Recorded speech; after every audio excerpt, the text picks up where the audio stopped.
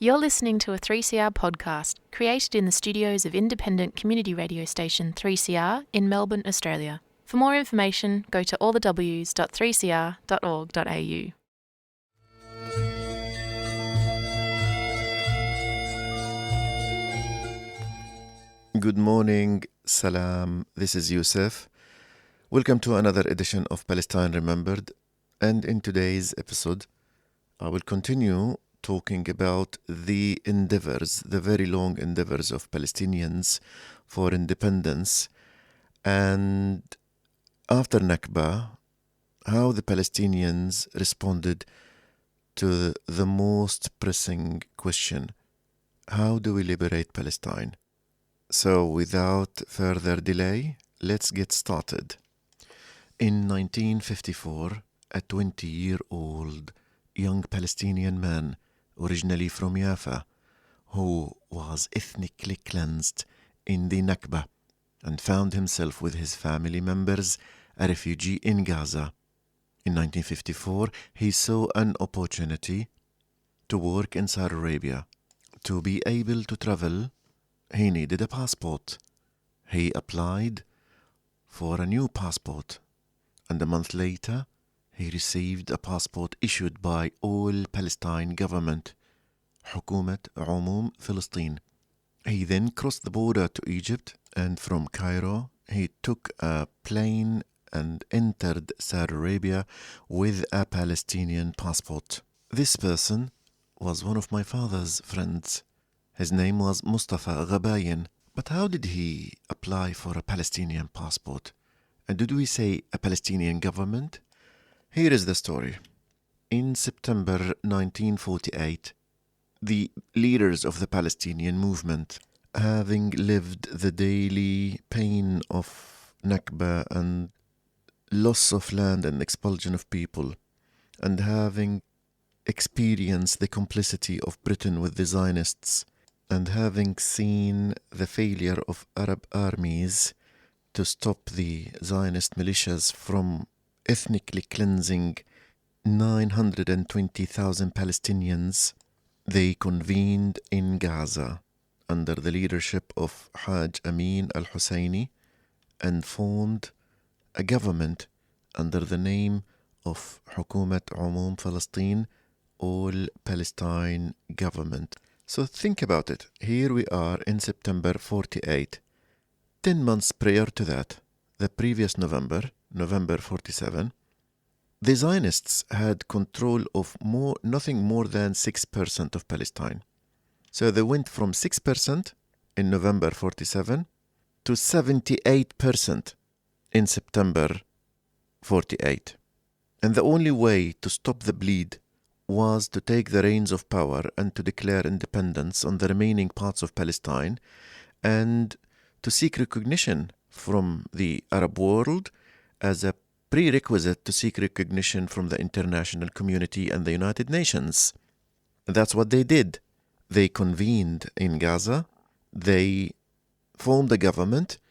They called the government All Palestine Government, and all to say to the world that yes, we may have lost territory, but our mandate is on all of Palestine. So the president of the government was Haj Amin al-Husseini. The prime minister was a Palestinian intellectual and a statesman, Ahmed Hilmi Pasha. They formed a government, a cabinet. They formed an assembly of representatives, and they made the call to the Arab countries to recognize them. So here the first political umbrella to seek recognition from was the League of Arab Nations. The League of Arab Nations was born in March 1945. The co-founding members were 7: Egypt, Saudi Arabia, Syria, Lebanon, Iraq, Transjordan, and North Yemen. Now, when All Palestine Government sought the recognition, 6 of the 7 recognized them, with the exception of Transjordan. And Transjordan was the old name of the Hashemite kingdom of Jordan, By December 48, Israel started to attack Gaza again. So the movement, the leaders of the Palestinian movement and the headquarters of the All Palestine government went to Cairo. So here we have a situation where Gaza is under Egyptian custodianship, West Bank is under Jordanian reality. The Jordanian army remained in West Bank after Nakba war, and Israel had occupied 78% of Palestine. Nevertheless, they were able to issue passports and civil status documents, including certificates of birth and deaths, and they were able to facilitate the movement of Palestinian refugees from their new communities in Lebanon and Syria and Egypt into other Arab countries, including my father's friend we spoke about, Mustafa Ghabayan. The general mood in Palestine was in favor of independence, were in favor of supporting the All Palestine government, and were in favor of seeing the world recognize a Palestinian state on the remaining parts of Palestine. However, there was a group of Palestinians who thought that the best way to protect the remaining part of Palestine, including Jerusalem, was to be under the umbrella of a bigger Arab country as opposed to a newly born Palestinian entity. So there were a group of Palestinians who were in favor of being under Jordanian rule. So the Jordanian government convened a conference in Jericho in December 48, and it was those Palestinians who were in favor of being ruled by Jordan who called for a unity government between Jordan and West Bank and the remaining parts of Palestine. And that was the pretext under which the King of Jordan, King Abdullah, used in April 1950 to officially annex West Bank to the Hashemite kingdom of Jordan. I want to quote the former Prime Minister of Jordan, Mr. Abdessalam Al-Majali, in 2005. He said in a public talk in Amman, Jordan, that Britain had secretly promised the Jordanian king to facilitate the annexation. And he even called it the Bevan Declaration. And Bevan was the name of the British foreign minister during that time. So with time, the All Palestine government became weaker and weaker and less relevant. And the status quo in Jerusalem and West Bank was that West Bank was under Jordanian reality. Even though that this move by Jordan to annex West Bank was not welcomed by the region, but it became the reality. So the Palestinians in Nablus, Ramallah, Hebron, Jerusalem, and the rest of West Bank were given Jordanian passports and became citizens of Jordan, including my grandfather and my father, of course. This is why the Palestinian refugees in Jordan hold Jordanian passports, as opposed to the Palestinian refugees in Lebanon, Syria, Egypt, and Iraq, where they do not hold passports of these countries, but they hold something below passport or para-passport, where it's called Wathiqat Safar or travel document. The travel document is a document to facilitate the travel and the movement of its holder, but it is not a document of citizenship. And then in 1952, there was a regime change in Egypt when the monarchy ended at the hands of the officers. There was a military coup. And because the military coup was supported by the public, so it is referred to as a revolution. So in 1952, a new regime in Egypt was born. A monarchy ended.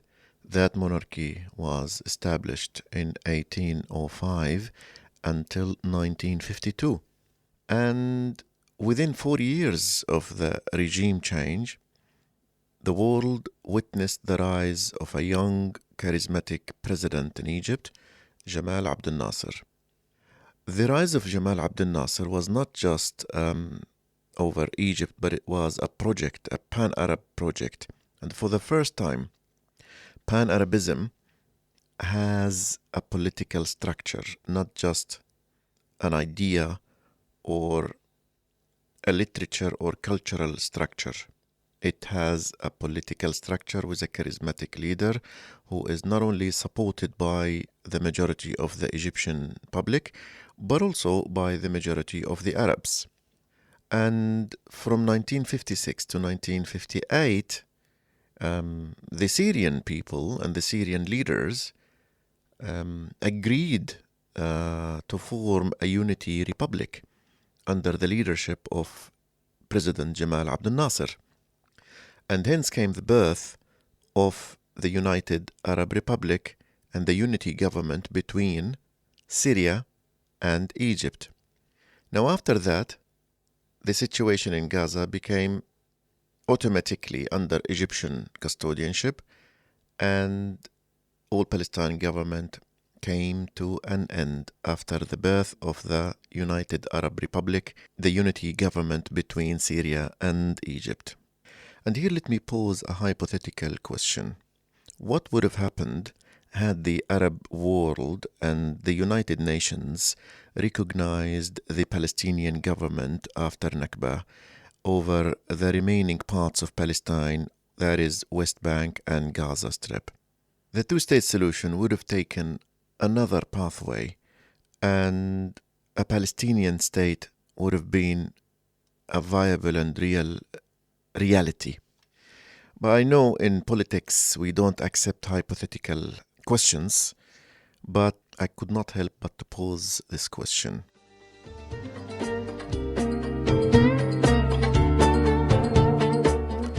You're listening to Palestine, remembered on 855 AM and on podcast. And the song we're listening to is from the Red Sea Egyptian folklore, Ahya Lalli, and it is reproduced by the Egyptian singer Muhammad Munir.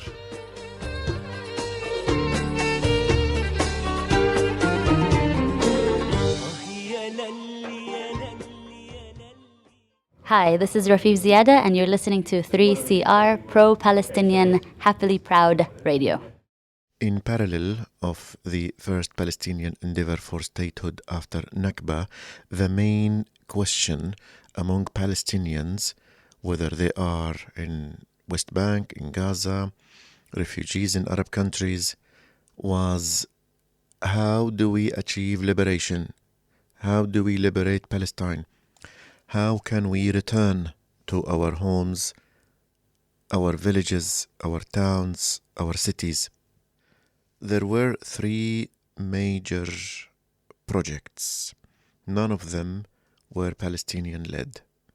The first project was Pan-Arabism, nationalism, unity among Arabs, and it says simply that we cannot liberate Palestine before Arab countries are united. So only when the Arab countries, or most of them, are united, then we can be stronger, and then we can liberate Palestine. This project saw an appeal among Palestinians as Jamal Abdel Nasser emerged as a pan-Arab hero of unity among all Arabs, especially after he succeeded or perceived to succeed in the nationalization of the Suez Canal and the unity with Syria, especially in the first year. Of course, things took different turn as of the beginning of 60s. And of course, we cannot reduce Pan-Arabism to just the Egyptian-led form of Pan-Arabism, because there were many other rivals within the nationalists to Jamal Abdel Nasser, including Al-Qawmiyin Al-Suriyin, including the Ba'ath Party, and we can talk about that later. So the first project was nationalism, Pan-Arabism. There was another global project, and that was the global revolution. Communism, socialism, left in general, and it simply said that we cannot liberate Palestine before we defeat imperial power and capitalism in general, and the only way to do that is to join the global revolution against imperialism. the rise of the left in the world was a phenomenon of the 50s, not just in the Arab world, but the Arab world was not an exception. And then you saw some Palestinians who started believing into socialism, Marxism, communism, and they started studying Lenin, Stalin, Trotsky, Mao Zedong, and of course they were inspired by, for example, the Cuban Revolution, Fidel Castro, Che Guevara, like in many other places around the world during that time. But there was a third political project, a third political structure, a global political project as a prerequisite for the liberation of Palestine, which is Islamism. The only way to achieve liberation and return is to be united with our Muslim brothers in Indonesia and Turkey and Iran and the Arab world under the concept of the Muslim Ummah. And Ummah is the Arabic word for nation. And the manifestation of this project, there were two different pathways to achieving unity among all Muslims. The first pathway was the pathway of a Tahrir party, where they wanted to reinstate the caliphate that came to an end in the 20s, and they said the time has come for us to reinstate the Muslim caliphate, and the only way of doing that is from the top down. You seize power, you take the reins of power, and then you achieve unity among Muslims under the banner of the caliphate as a prerequisite of the liberation of Palestine. On the other hand, another Islamist project was to bring about change, but from the bottom up, which is you start from the family, you influence family values, the family influences another family, and then it becomes a neighborhood, and then it becomes a society, and all that under the direction of a movement, a global network of movement. And this is the recipe of the Muslim Brotherhood, Al-Ikhwan Al-Muslimun, where they bring about change from the bottom up. And then when you have a social reformation, then you lead the liberation of Palestine. So this concept of Islamic Ummah as a prerequisite of liberation had an appeal among some Palestinians. And the three projects, nationalist, communist, Islamist, none of them were Palestinian-led, but they all raised the slogan of liberation of Palestine. And the Palestinian youth in the 50s and early 60s were mobilized mainly to be under one of these three big umbrellas or political projects. In parallel with that, and in different pathways, a group of Palestinian revolutionaries started to develop the idea of a Palestinian-led group or movement or party, and they started exchanging ideas, mobilizing their thoughts, maybe raising funds towards what later became Fatah movement and the Popular Front for the Liberation of Palestine. And that started brewing from mid-50s onwards in many countries around the world, especially the Gulf countries, especially Kuwait and Saudi Arabia. So you had Yasser Arafat, a civil engineer in Kuwait in 50s.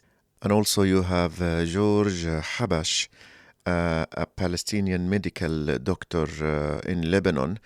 And also you have some intellectuals and people of literature like Ghassan Kanafani, who was a novelist and later became or played a political role, and many other Palestinians who explored the possibility of starting a Palestinian-led revolution as opposed to a regional or global-led revolution.